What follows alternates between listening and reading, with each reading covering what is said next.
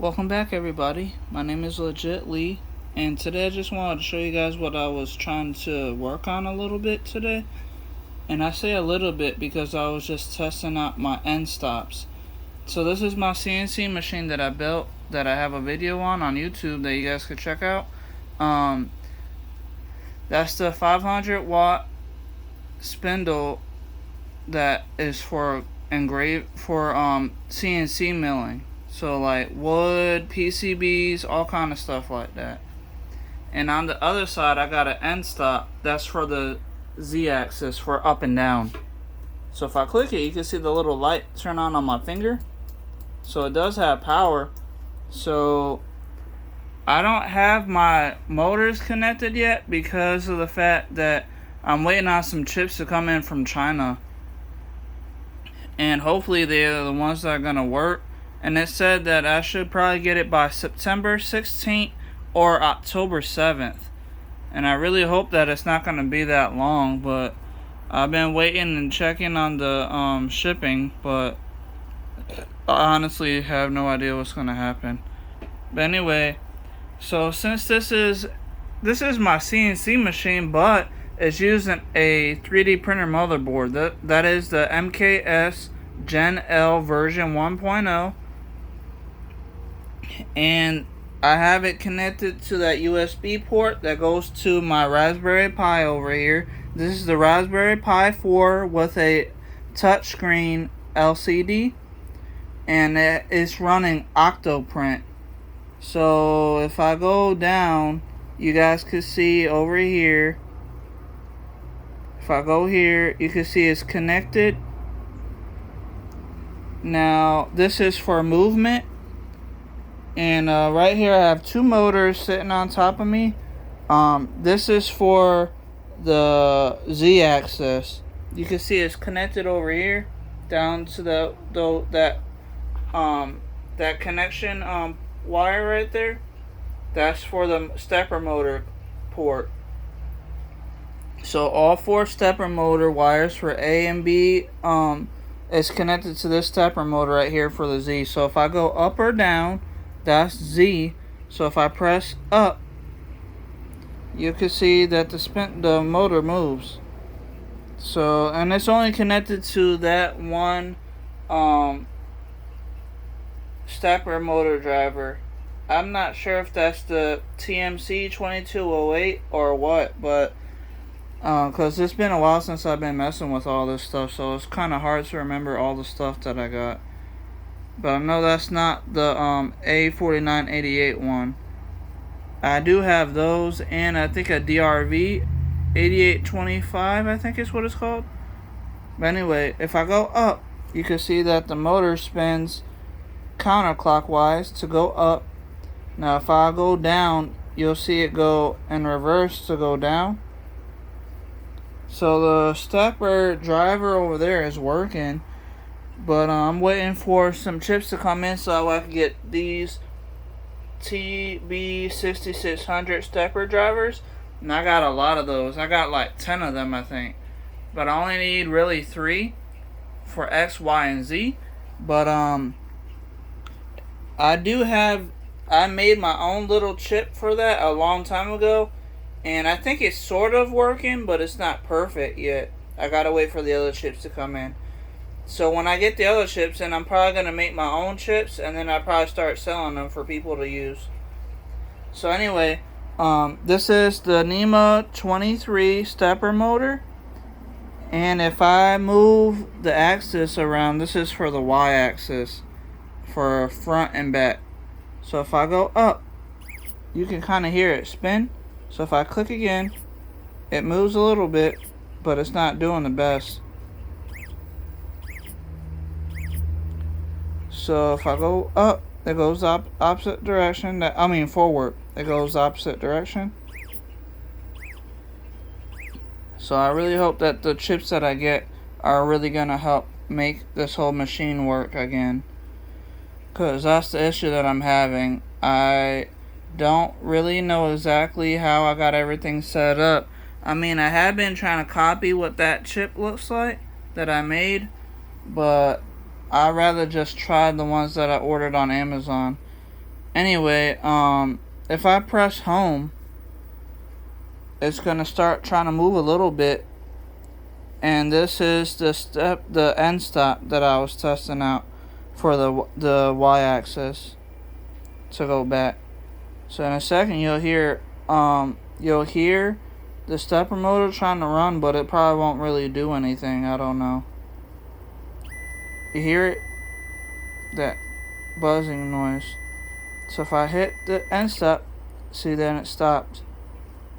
So the motor, the end stop is working good, and that's connected to the blue port on your left hand side, or on the bottom right there. So that one is the one that's working for this. I tried, I think, the port, that other blue port right there, but that one didn't really work. So I'm not sure, because I did see on YouTube a guy talking about his MKS Gen L stepper, his motors using the end stops, and I think he said one is minimum, and then I think it's like minimum and then like high or something like that for the movement. So minimum should be like the least that it can go down to hit the end stop. But I think high would be like the furthest. So like the minimum is probably gonna be the lowest it could go down, and then the high would be the highest it could go up. So once I get everything fully running, you guys, I definitely are gonna make a video about it working. That's if I can get it to work. I mean, I'm trying everything I can and thinking a lot about all this. I mean, I don't even really sleep that much because I be really thinking about all my stuff. But as you can see, I'm definitely working on it, and I'm trying my best to make all these work again. So most likely I probably only need 3 of the TB6600s, because I only need one for I probably only need one for the Y. So I have 2 Y motors to move both of them at the same time, so that way it's even with each other on each side of the y-axis to go back and forth. But I think I will just need one for the Z and then one for the X. So that's good. I probably would only need 3, but I do have 10 of them because I already checked all the ones that I do have. There's still some other ones that I'm not using. So one is down here, and there is 4 over there. So that's 5 right there, and I got 5 in another bag over here somewhere. But all I know for sure is that I'm trying to get this stuff to work. If you guys do like the video, please like, share, subscribe, and let me know what you think in the comments down below. And if you guys have any idea on how you can really wire up the TB6600s to the motherboard, please let me know. I've been trying my hardest. I've been doing a lot of research on it, and I really hope that the chips that I got coming in are going to be the ones that do it. And when I do get them in, and if they do work, I will make a video about it and how they connect and how they work.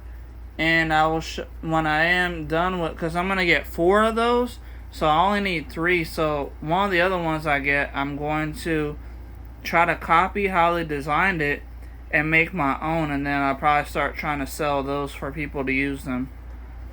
And this is for a 3D printer motherboard, but the chips that I'm getting in, I did read in the reviews for Amazon that one guy says that they're perfect, and he said also that he is using it for an Arduino Uno for basically CNC work. I don't know if he has a CNC shield, but he did say that it worked for his TB6600s. So he put a 5-star on that one. So that's why I'm hoping that it'll work for this motherboard. I do have the CNC shield and the Uno, but I'm trying not to use Gerbil because I never used it before, and I really don't want to try to do a whole bunch of research on trying to figure it out.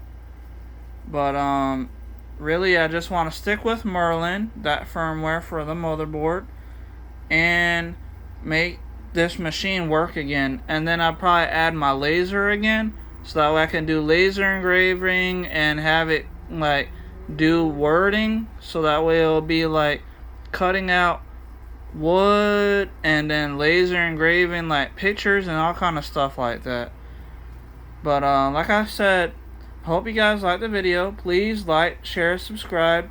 And this was just a video about me testing out my end stops. And this is the x-axis, so you'll be able to see this one turning on. So that one is plugged in, and then my Z over here is plugged in, so you can see that on my finger. You see the light coming on, the little red light? That's a red LED. And then so I have the Z, the X, and this is the Y. Well, anyway, I hope you guys liked the video. Please like, share, subscribe, and let me think in the comments down below. I appreciate anybody watching and for commenting if you do comment. Thank you. I will see you guys in the next video. Goodbye.